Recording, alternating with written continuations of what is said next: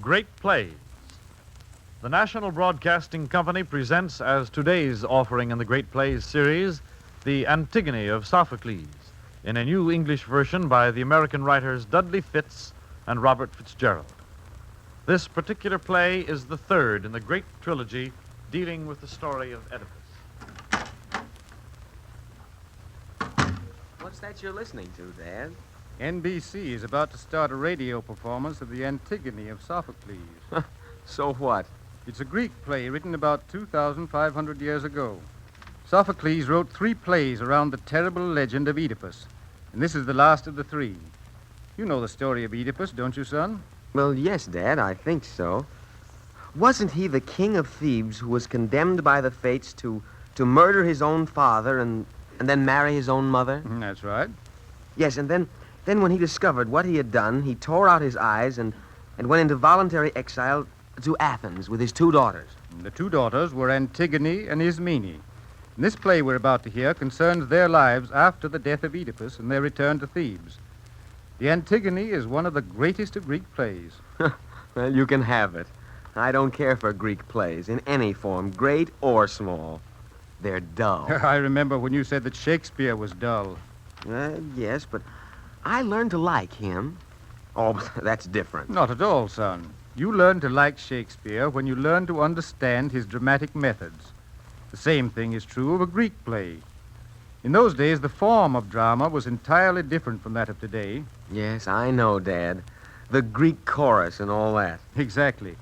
Incidentally, the Greek chorus of Sophocles' time survived as the prologues and epilogues in the time of Shakespeare and the Elizabethan drama. And it might interest you to know that modern radio narrators perform about the same function today as the chorus does in the Greek play. See, that's an interesting point. Well, tell me some more about the Antigone before it starts. Well, let's see. As well as I can remember, just before the action begins, the 2 brothers of Antigone have fought and killed each other for the throne of Thebes. Later, the same night, Creon, their uncle, takes over the vacant throne and issues several decrees, one of which motivates the play. Well, what about the play itself, Dad?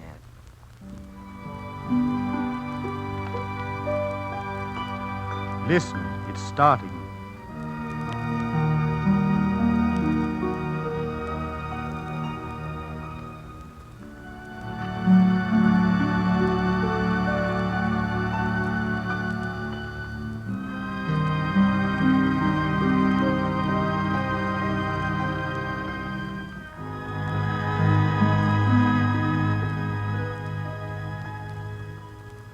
The Antigone of Sophocles begins just before sunrise outside the palace of Creon. This is the highest point overlooking the wide plain in which the city lies and the fast-flowing river Dirce.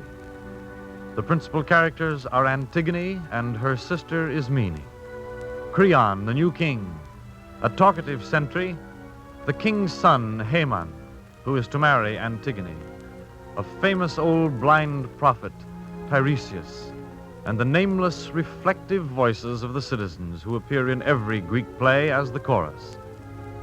In the religion of these Greek people, a dead man must be buried or at least sprinkled symbolically with earth, or else his soul is condemned to wander forever and never to rejoin the souls of his family in the next world under the earth.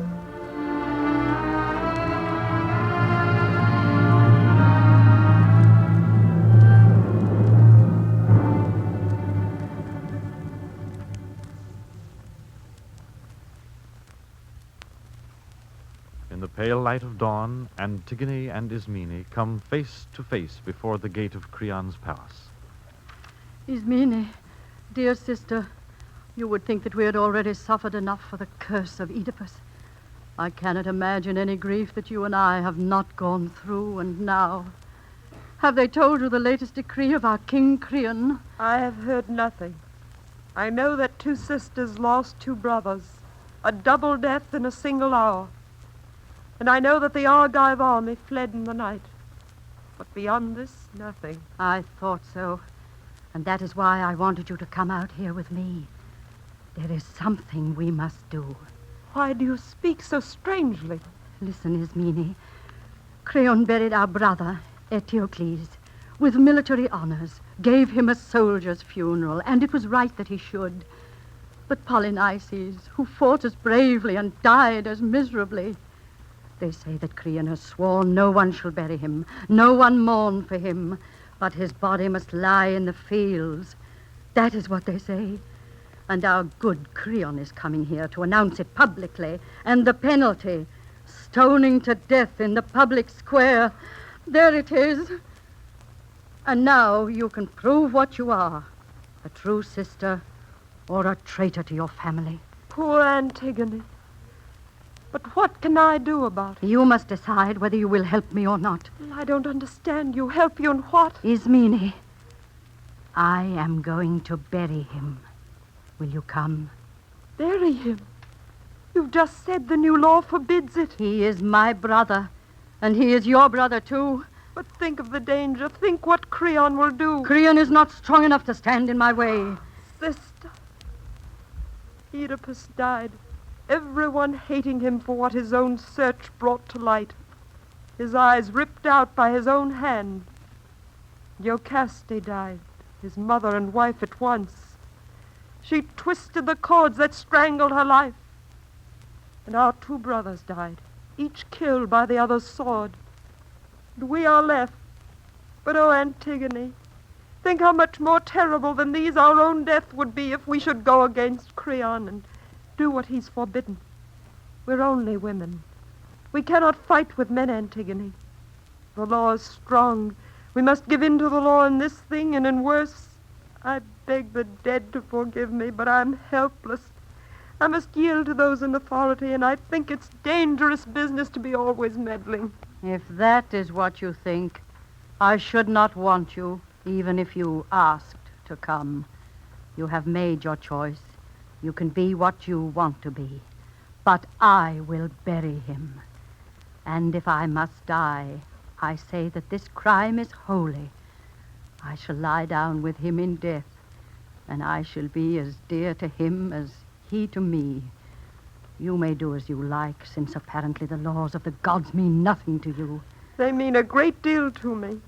But I have no strength to break laws that were made for the public good. That must be your excuse, I suppose. But as for me, I will bury the brother I love. Antigone, I'm so afraid for you. You need not be. You have yourself to consider, after all. No one must hear of this. You must tell no one. I will keep it a secret, I promise. Oh, tell it. Tell everyone. Think how they'll hate you when it all comes out, if they learn that you knew all about it all the time. You're so on fire with a plan so ghastly cold. Perhaps. But I am doing only what I must. But can you do it? I say that you cannot. Very well. When my strength comes out, I shall do no more. Impossible things should not be attempted at all. Go away, Ismene. I shall be hating you soon, and the dead will too, for your words are hateful. Leave me my foolish plan. I'm not afraid of the danger. If it means death, it will not be the worst of deaths. Death without honor. Go then. You feel that you must. But always remember that all our thoughts for you are thoughts of love.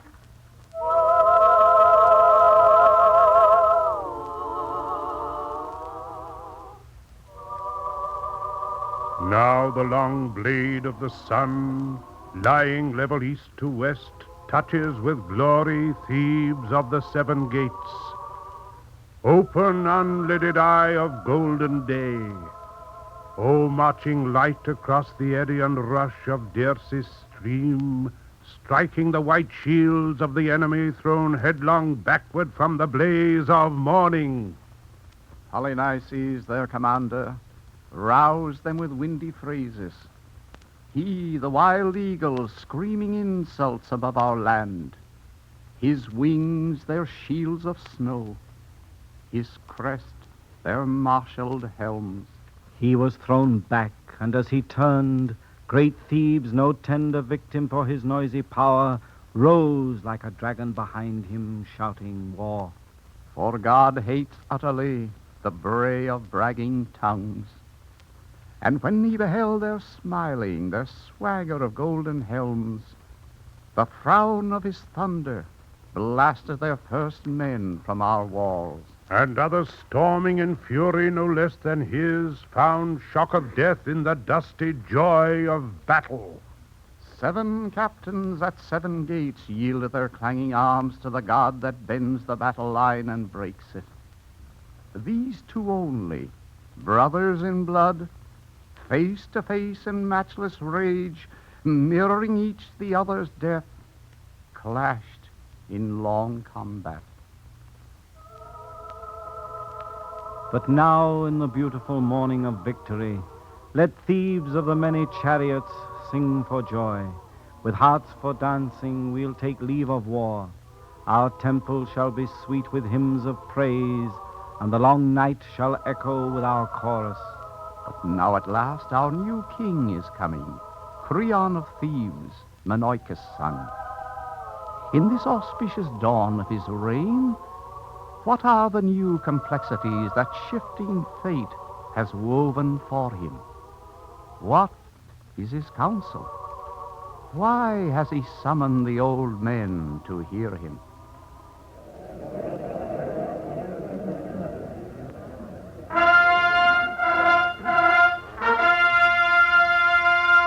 Gentlemen, I have the honor to inform you that our ship of state, which recent storms have threatened to destroy, has come safely to harbor at last, guided by the merciful wisdom of heaven. I have summoned you here this morning because I know that I can depend upon you. You never hesitated in your duty to our late ruler, Oedipus. And when Oedipus died, your loyalty was transferred to his children. Unfortunately, as you know, his 2 sons, the princes Eteocles and Polynices, have killed each other in battle. And I, as the next in blood, have succeeded to the full power of the throne. I am aware, of course, that no ruler can expect complete loyalty from his subjects until he has been tested in office. Nevertheless, I say to you at the very outset that I have nothing but contempt for the kind of governor who is afraid, for whatever reason, to follow the course that he knows is best for the state. I call God to witness that if I saw my country headed for ruin, I should not be afraid to speak out plainly. And I need hardly remind you, I would never have any dealings with an enemy of the people. These are my principles at any rate, and that is why I have made the following decision concerning the sons of Oedipus. Eteocles, who died as a man should die, fighting for his country, is to be buried with full military honors, with all the ceremony that is usual when the greatest heroes die. But his brother Polynices, who broke his exile to come back with fire and sword against his native city and the shrines of his father's gods, whose one idea was to spill the blood of his blood and sell his own people into slavery, Polynices, I say, is to have no burial. No man is to touch him or say the least prayer for him. He shall lie on the plain unburied, and the birds and the scavenging dogs can do with him whatever they like. This is my command. As long as I am king, no traitor is going to be honored with a loyal man. But whoever shows by word and deed that he is on the side of the state, he shall have my respect while he is living, and my reverence when he is dead. If that is your will, Creon, son of Meneucus, you have the right to enforce it. We are yours. That is my will. Take care that you do your part. We are old men. You will give no support to whoever breaks this law.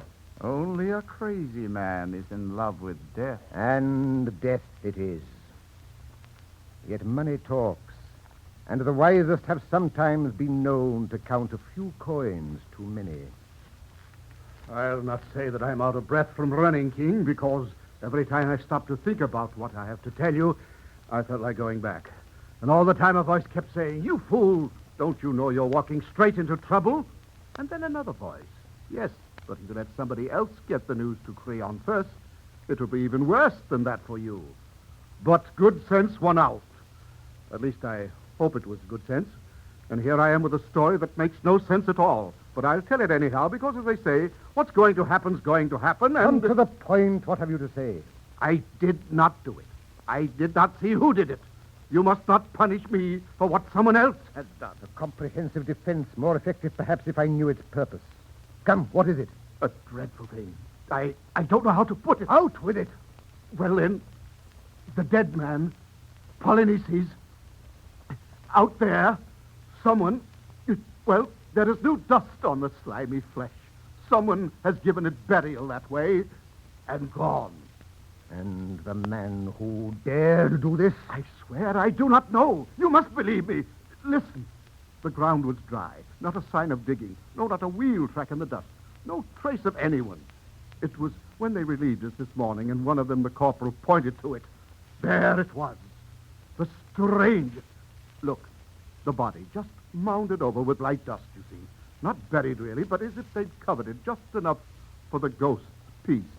And no sign of dogs or any wild animal that had been there. I swear by all the gods it was not I. I do not know who it was, but it was not I. So here I am, no happier to be here than you are to have me. Nobody likes the man who brings bad news.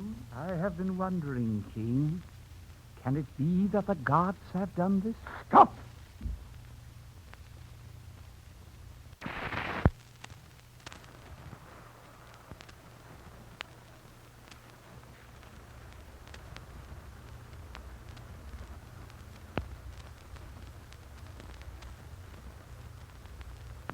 Must you doddering wrecks go out of your heads entirely? The gods intolerable. The gods favor this corpse. Why? How had he served them? Is it your senile opinion that the gods love to honor bad men? A pious thought. No. From the very beginning, there have been those who have whispered together, stiff-necked anarchists, putting their heads together, scheming against biennales. These are the men, and they have bribed my own guards to do this thing. Money. There's nothing in the world so demoralizing as money. But you, sentry, I swear by God and by the throne of God, the man who has done this thing shall pay for it. Find that man, bring him here to me, or your death will be the least of your problems. I'll string you up alive, and there'll be certain ways to make you discover your employer before you die. And the process may teach you a lesson you seem to have missed. The dearest profit is sometimes all too dear. That depends on the source. Do you understand me? A fortune won is often misfortune. King, may I speak? Your very voice distresses me. Are you sure that it is my voice and not your conscience? My God, he wants to analyze me now. It is not what I say, but what has been done that hurts you. You talk too much. Maybe, but I've done nothing. Sold your soul for some silver. That's all you've done. How dreadful it is when the right judge judges wrong. Your figures of speech may entertain you now, but unless you bring me the man, you will get little profit from them in the end. Bring me the man. I'd like nothing better than bringing him the man, but bring him or not, you've seen the last of me here. At any rate, I'm safe.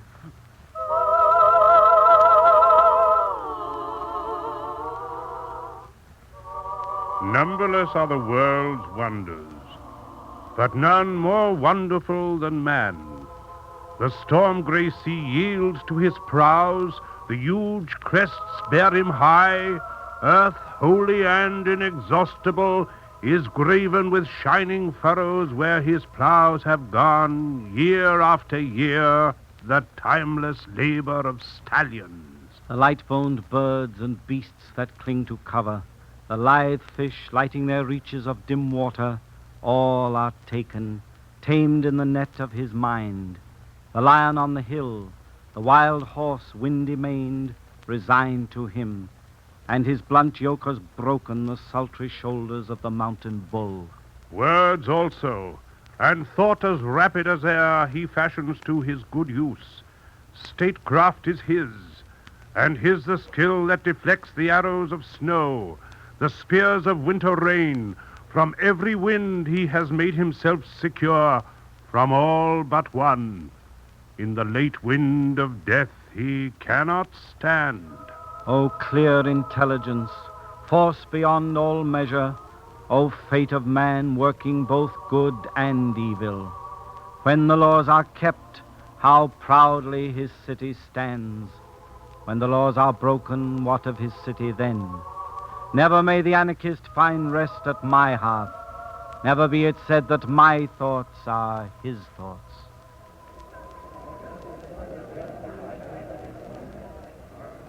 Princess Antigone. A prisoner. A sentry bringing the princess. What does this mean? Surely this captive woman is the Princess Antigone? Why should she be taken? Here is the one who did it. We caught her in the very act of burying him. Where is Creon? Just coming from the house. What has happened? Why have you come back so soon? Oh, King, a man should never be too sure of anything. I would have sworn that you'd not see me here again. Your anger frightened me so, and the things you threatened me with. But how could I tell then that I'd be able to solve the case so soon? Here is this woman. She is the guilty one. We found her trying to bury him. But this is Antigone. Why have you brought her here? She was burying him, I tell you. Is this the truth? I saw her with my own eyes. Can I say more? The details come. Tell me quickly. It was like this. After those terrible threats of yours, King, we went back and brushed the dust away from the body. The flesh was soft by now and stinking. So we sat on a hill to windward and kept watch. We kept each other awake, but nothing happened until the white, round sun whirled in the center of the round sky over us. Then suddenly, the storm of dust roared up from the earth, and the sky went out. The plain vanished with all its trees in the stinging dark. We closed our eyes and endured it. The whirlwind lasted a long time, but it passed. And then we looked, and there was Antigone. I've seen a mother bird come back to a stripped nest, heard her crying bitterly a broken note or two for the young one stolen. Just so, when this girl found the bare corpse and all her love's work wasted, she wept and cried on heaven to damn the hands that had done this thing. And then she brought more dust and sprinkled wine 3 times for her brother's ghost. We ran and took her at once. She was not afraid. She denied nothing. And this was a comfort to me, and some uneasiness, for it is a good thing to escape from death, but it is no great pleasure to bring death to a friend. Yet I always say there is nothing so comfortable as your own safe skin. And you, Antigone, you with your head hanging, do you confess this thing? I do. I deny nothing. Tell me briefly. Had you heard my proclamation touching this matter? It was public. Could I help hearing it? And yet you dared defy the law? I dared. Your edict, King, was strong, but all your strength is weakness itself against the immortal, unrecorded laws of God. I knew I must die. Even without your decree, I am only mortal. And if I must die now, before it is my time to die, surely this is no hardship. Can anyone living as I live, with evil all about me, think death less than a friend? This death of mine is of no importance. But if I had left my brother lying in death unburied, I should have suffered. Now I do not. You smile at me. Ah, Creon, think me a fool if you like, but it may well be that a fool convicts me of folly. Like father, like daughter, both headstrong, deaf to reason. She has never learned to yield. She has much to learn. The inflexible heart breaks first. The toughest iron cracks first, and the wildest horses bend their necks at the pull of the smallest curb. Pride in a slave? This girl is guilty of a double insolence, breaking the given laws and boasting of it. Who is the man here? She or I, if this crime goes unpunished?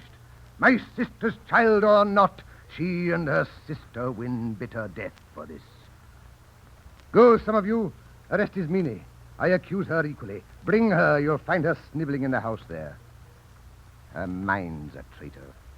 Crimes kept in the dark cry for light, and the guardian brain shudders. But how much worse than this is brazen boasting of barefaced anarchy? Creon, what more do you want than my death? Nothing. That gives me everything. Oh, then I beg you, kill me. This talking is great weariness. I should have praise and honor for what I have done.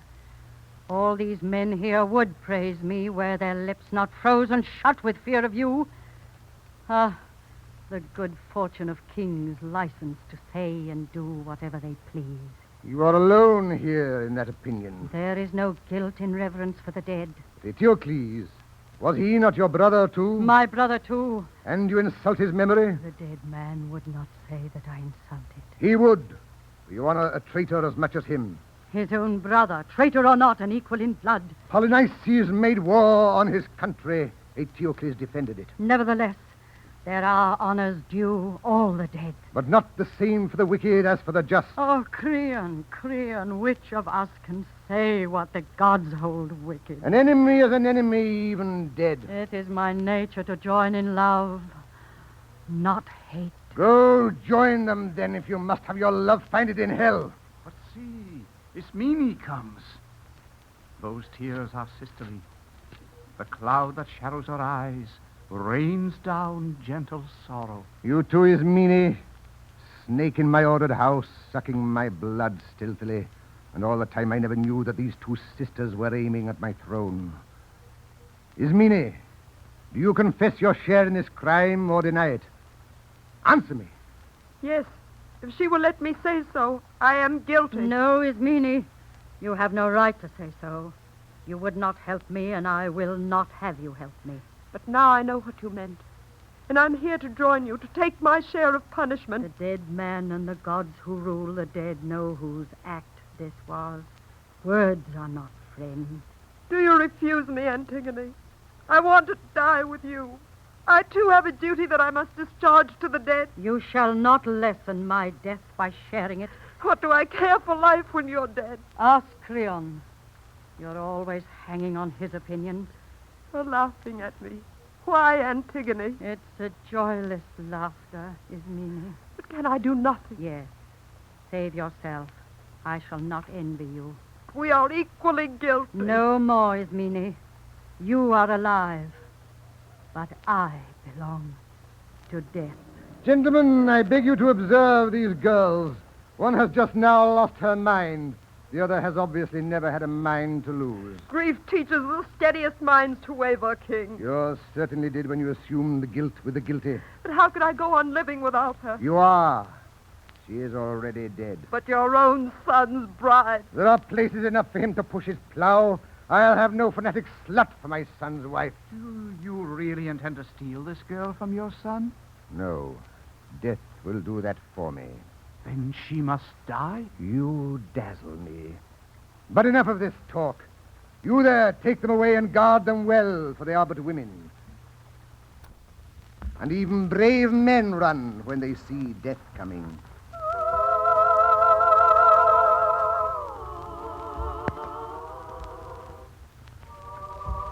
Fortunate is the man who has never tasted God's vengeance. Where once the anger of heaven has struck, that house is shaken forever. I have seen this gathering sorrow from time long past loom upon Oedipus' children. So lately this last flower of his line drank the sunlight. But now a passionate word and a handful of dust have closed up all its beauty. What mortal arrogance transcends the wrath of Zeus? Sleep cannot lull him, nor the effortless long months of the timeless gods. But he is young forever, and his house is the shining day of high Olympus. All that is and shall be, and all the past is his. No pride on earth is free of the curse of heaven. The straying dreams of men may bring them ghosts of joy. But as they drowse, the waking embers burn them, or they walk with fixed eyes as blind men walk.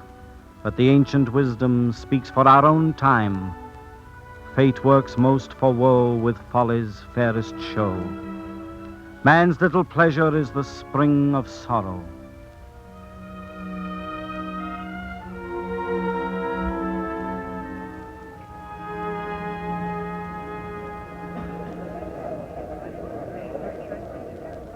But here is Haman, king, the last of all your sons. Is it grief for Antigone that brings him here, and bitterness at being robbed of his bride? We shall soon see, and no need of diviners. Son, you have heard my final judgment on that girl. Have you come here hating me, or have you come with deference and with love, whatever I do? I am your son, Father. You are my guide. You make things clear for me, and I obey you. No marriage means more to me than your continuing wisdom. Good. That is the way to behave. Subordinate everything else, my son, to your father's will.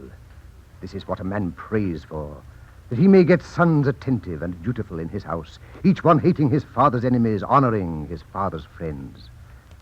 But if his sons fail him, if they turn out unprofitably, what has he fathered but trouble for himself and amusement for the malicious? So you are right not to lose your head over this woman. Your pleasure with her would soon grow cold, Haman, and then you'd have a hellcat in bed and elsewhere. Let her find her husband in hell. Of all the people in the city, only she has had contempt for my law and broken it. The woman dies. I suppose she'll plead family ties. Well, let her.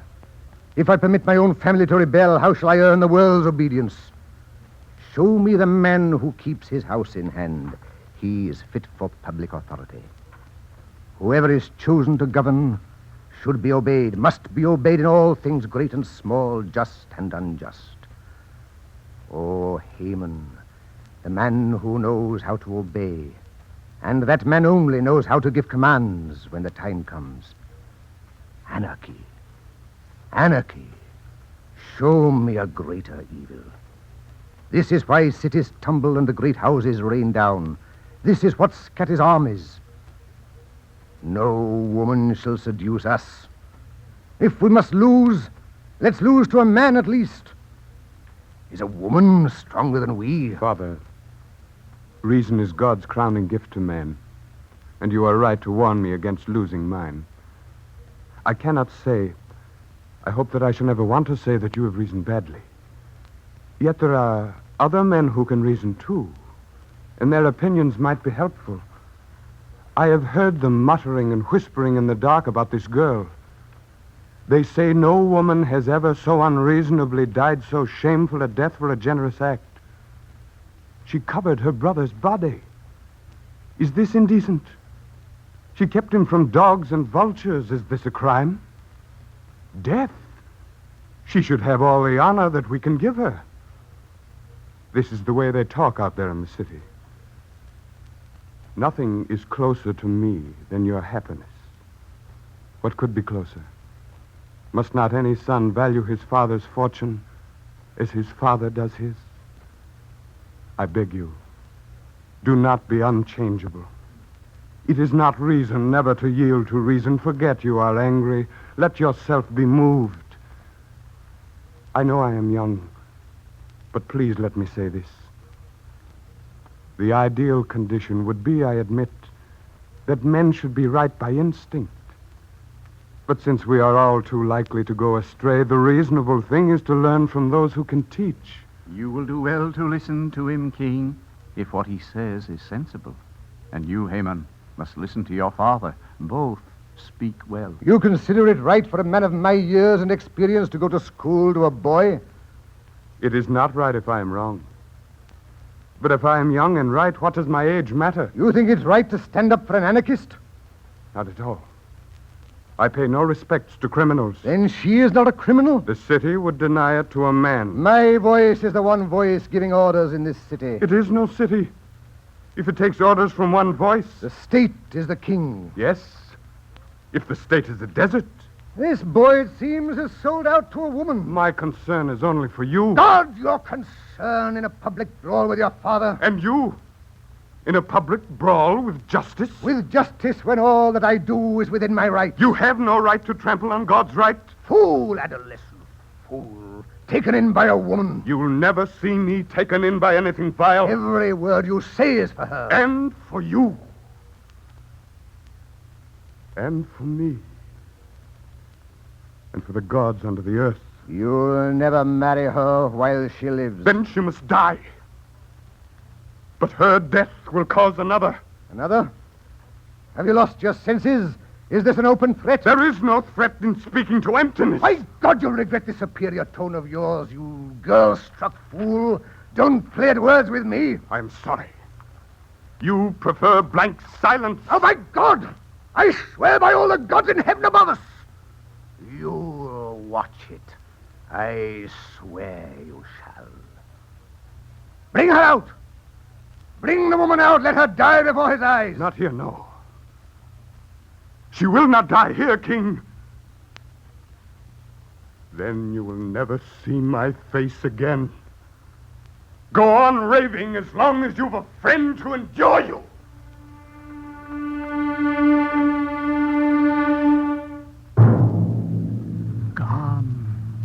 Gone.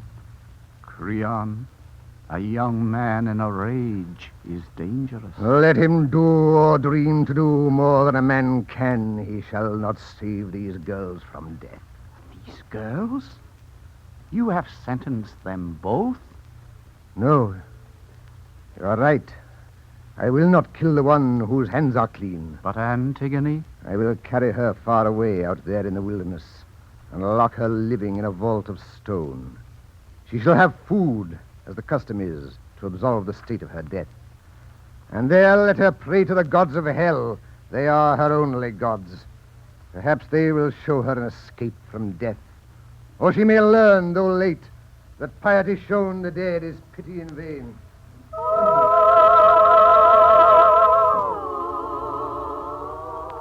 Love, unconquerable, waster of rich men, keeper of warm lights and all-night vigil in the soft face of a girl, sea wanderer, forest visitor, even the pure immortals cannot escape you, and mortal man in his one day's dusk trembles before your glory. Surely you swerve upon ruin the just man's consenting heart, as here you have made bright anger strike between father and son, and none has conquered but love. A girl's glance working the will of heaven. Pleasure to her alone who mocks us, merciless Aphrodite.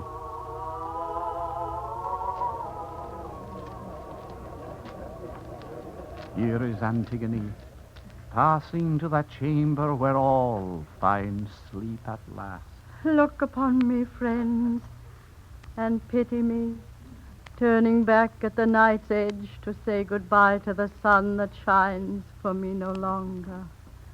Now sleepy death summons me down to Acheron, that cold shore. There is no bride song there, nor any music. Yet not unpraised, not without a kind of honor, you walk at last into the underworld, untouched by sickness, broken by no sword. What woman has ever found your way to death? How often I have heard the story of Niobe, Tantalus' wretched daughter, how the stone clung fast about her, ivy closed. Her tears are never done. I feel the loneliness of her death in mine. But she was born of heaven, and you are woman, woman-born. If her death is yours, a mortal woman's, is this not for you glory in our world and in the world beyond? Oh, you laugh at me. Oh, friends, friends, can you not wait until I'm dead? Oh, Thebes, oh, men, many charioted in love with fortune, dear springs of Dirce, sacred Theban grove, be witnesses for me, denied all pity, unjustly judged, and think a word of love for her whose path turns under dark earth, where there are no more tears. You have passed beyond human daring and come at last into a place of stone where justice sits. I cannot tell what shape of your father's guilt appears in this. Oedipus, father and brother, your marriage strikes from the grave to murder mine. All my life the blasphemy of my birth has followed me. Reverence is a virtue, but strength lives in established law that must prevail. You have made your choice. Your death is the doing of your conscious hand. Well, then let me go, since all your words are bitter, and the very light of the sun is cold to me. Lead me to my vigil, where I must have neither love nor lamentation, no song, but silence. If dirges and plain lamentations could put off death, men would be singing forever. Take her, go, you know your orders. Take her to the vault and leave her alone there. And if she lives or dies, that's her affair, not ours. Our hands are clean. O tomb, vaulted bride bed in eternal rock, soon I shall be with my own again, where Persephone welcomes the thin ghosts underground, and I shall see my father again, and you, mother, and dearest Polynices, dearest indeed to me, since it was my hand that washed him clean and poured the ritual wine, and my reward is death before my time. And yet, as men's hearts know, I have done no wrong. I have not sinned before God, or if I have, I shall know the truth in death. But if the guilt lies upon Creon who judged me, then I pray may his punishment equal my own. Oh, passionate heart, unyielding, tormented still by the same wind. The gods shall have ample cause to regret their delaying. Ah, that voice has come very close to death. I will not deceive you by suggesting that you are mistaken. Thebes, and you, my father's gods and rulers of Thebes, you see me now, the last unhappy daughter of a line of kings, your kings, led away to death. You will remember what things I suffer, and at what men's hands, because I would not transgress the laws of heaven. Come, let us wait no longer.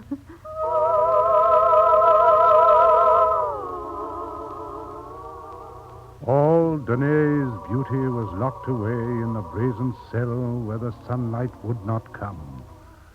A small room, still as any grave, enclosed her.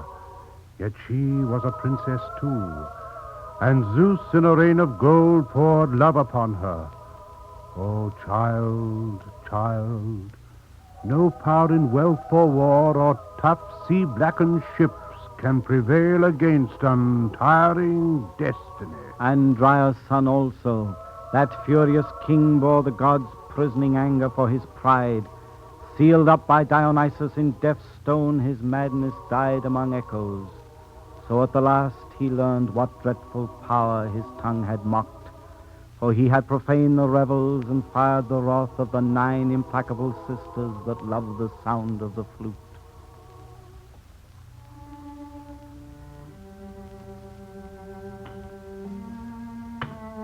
This is the way the blind man comes. Princess, princess, lockstep, 2 heads lit by the eyes of one. What new thing have you to tell us, old Tiresias? I have much to tell you. Listen to the prophet Creon. I am not aware that I have ever failed to listen. But what have you to say? This, Creon, you stand once more on the edge of fate. What do you mean? Listen, Creon. I was sitting in my chair of augury at the place where the birds gather about me. They were all a chatter, as is their habit, when suddenly I heard a strange note in that jangling, a scream, a whirring fury. I knew that they were fighting, tearing each other, dying in a whirlwind of wings clashing, and I was afraid. I began the rites of burnt offering at the altar, but the fire failed me. Instead of bright flames, There was only the sputtering slime of the fat thigh flesh melting, and no blaze. This was a sign from heaven. My boy described it, seeing for me as I see for others. I tell you, Creon, you yourself have brought this new calamity upon us. The gods are deaf when we pray to them. The fire recoils from our offering. Ah, Creon, these are no trifles. Think, all men make mistakes, but a good man yields when he knows his course is wrong and repairs his evil. The only crime is pride. It is for your own good that I speak as I do. You should be able to yield for your own good. It seems that prophets have made me their special province. All my life long I have been a kind of butt for the dull arrows of doddering fortune-tellers. No, Tiresias, if your birds, if the great eagles of God himself should carry him stinking bit by bit to heaven, I would not yield. I am not afraid of pollution. No man can defile the gods. Tiresias, it is a sorry thing when a wise man sells his wisdom and lets out his words for hire.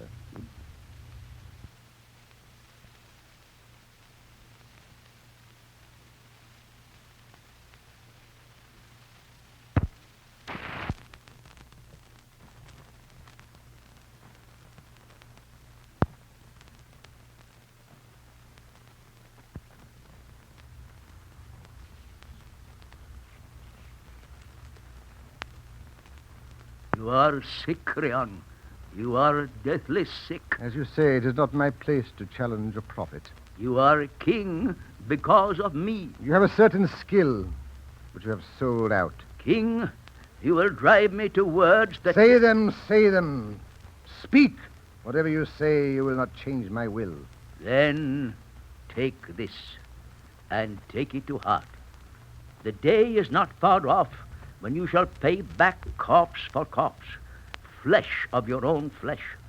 You have thrust the child of this world into living night. You have kept from the gods below the child that is theirs. The one in a grave before her death, the other dead, denied the grave. This is your crime, and the furies and the dark gods of hell are swift with terrible punishment for you. Not many days, and your house will be full of men and women weeping, and curses will jostle you on every hand for sons you have kept from burial in far cities, sick with the stench of your insolence. These are my arrows, Creon. They are all for you. But come, boy, lead me home. Let him waste his fine anger upon younger men. Maybe he will learn at last to control a wiser tongue in a better head. The old man has gone, King, but his words remain to plague us. I am old too, but I cannot remember that he was ever false. That is true. It troubles me. Oh, it is hard to give in. But it is worse to risk everything for stubborn pride. Creon, take my advice. What shall I do? Go quickly, free Antigone from her vault, and build a tomb for the body of Polynices. You would have me do this? Creon, yes. And it must be done at once. God moves swiftly to cancel the folly of stubborn men. Oh, it is hard to deny the heart. But I will do it. I will not fight with destiny. You must go yourself. You cannot leave it to I will others. go. Bring Axe's servants. Come with me to the tomb. I buried her. I will set her free. Oh, quickly. My mind misgives. The laws of the gods almighty. And a man must serve them to the last day of his life.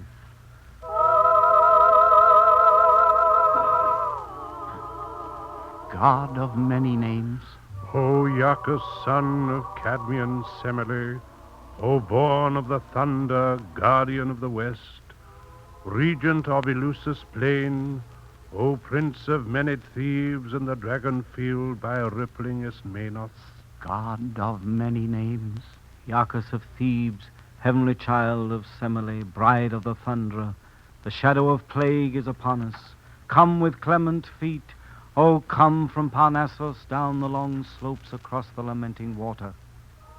Yo, fire, chorister of the throbbing stars, O purest among the voices of the night, thou Son of God, blaze for us. Come with choric rapture of circling maynards who cry, O Eake! God of many names. Men of the line of Cadmos, you who live near Amphion Citadel, I cannot say of any condition of human life, this is fixed, this is clearly good or bad. Fate raises up and fate casts down the happy and unhappy alike. No man can foretell his fate. Take the case of Creon. Creon was happy once, as I count happiness, victorious in battle, sole governor of the land, fortunate father of children nobly born. And now it has all gone from him. Your words hint at sorrow. Oh, what is your news for us? They are dead. The living are guilty of their death. Who is guilty? Who is dead? Speak. Haman. Haman is dead. And the hand that killed him is his own hand. His father's or his own? His own, driven mad by the murder his father had done. Tiresias, Tiresias, how clearly you saw it all. This is my news. You must draw what conclusions you can from it. But look, you were to see our queen. Has she overheard us? I've heard something, friend. I heard a voice telling of some new sorrow, and I fainted, there at the temple with all my maidens about me. But speak again, whatever it is, I can bear it. Grief and I are no strangers. Dearest lady, I will tell you plainly all that I have seen.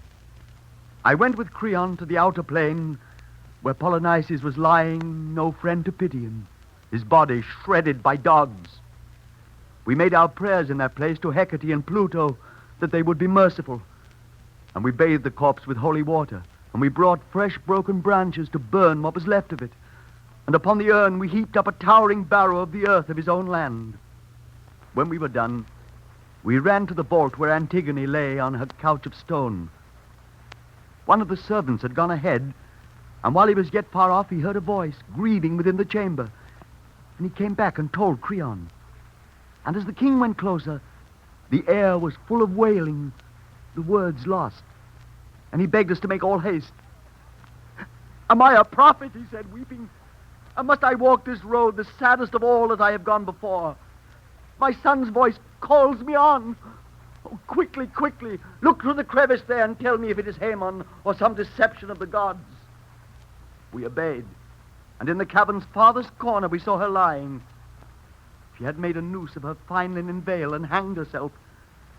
Haman lay beside her, his arms about her waist, lamenting her, his love, lost underground, crying out that his father had stolen her away from him. When Creon saw him, the tears rushed to his eyes, and he called to him, "What have you done, child? Speak to me." But Haman spat in his face. He said not a word, but his eyes. And suddenly, he drew his sword and lunged. Creon shrank back, the blade missed, and the boy, desperate against himself, drove it half its length into his own side and fell. And as he died, he gathered Antigone close in his arms again, choking, his blood bright red on her white cheek. And now he lies dead with the dead, and she is his at last, his bride in the houses of the dead. The queen has left us without a word. What can she mean? Troubles me too. Yet she knows what is best. Her grief is too great for public lamentation, and doubtless she's gone to her chamber to weep for her dead son. It may be so, but I fear this deep silence. I will see what she's doing. I will go in.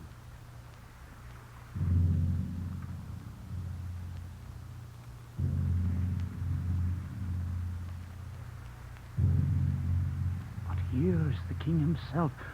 Oh, look at him, bearing his own damnation in his arms. Nothing you can say can touch me anymore. My own blind heart has brought me from darkness to final darkness. Here you see the father murdering, the murdered son, and all my civic wisdom. Haman, my son, so young to die. I was the fool, not you.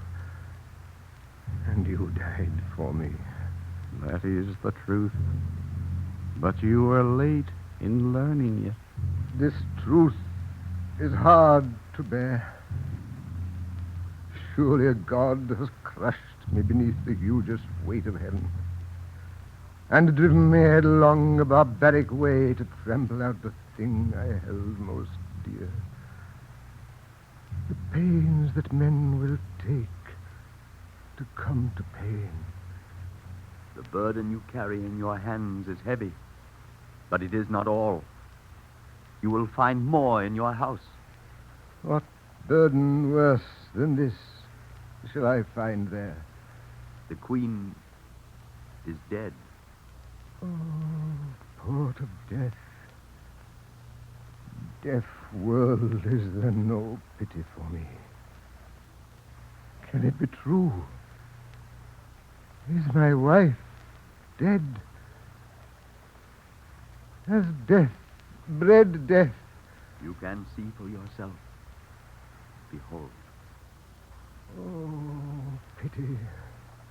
All true, and more than I can bear. Oh, my wife, my son.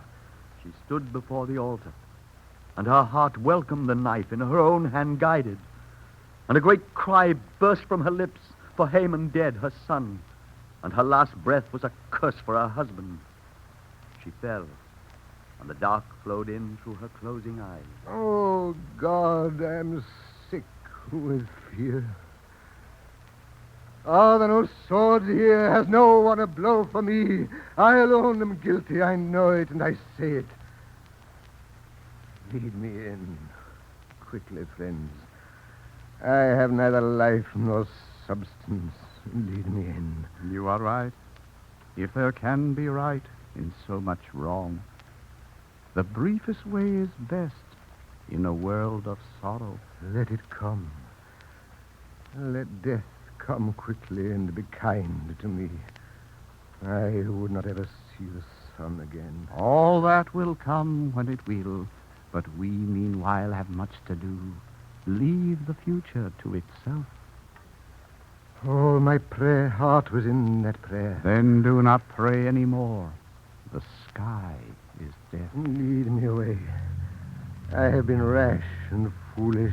I have killed my son and my wife. I look for comfort. My comfort lies here, dead. Whatever my hands have touched has come to nothing. Fate has brought all my pride to a thought of dust. There is no happiness where there is no wisdom. No wisdom but in submission to the gods. Big words are always punished, and proud men in old age learn to be wise.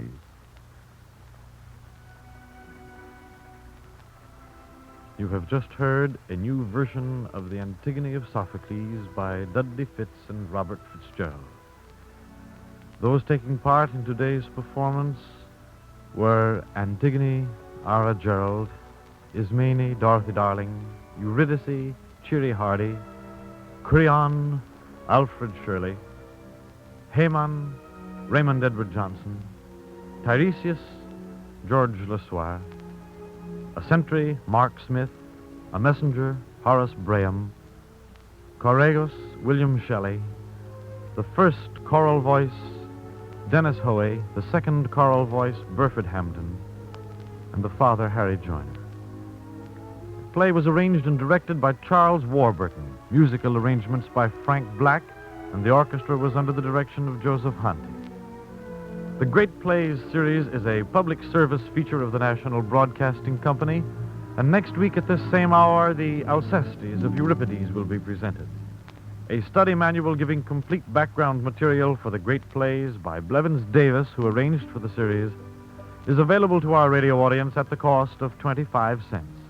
Send coin or money orders to Columbia University Press in care of Great Plays, Columbia University, New York.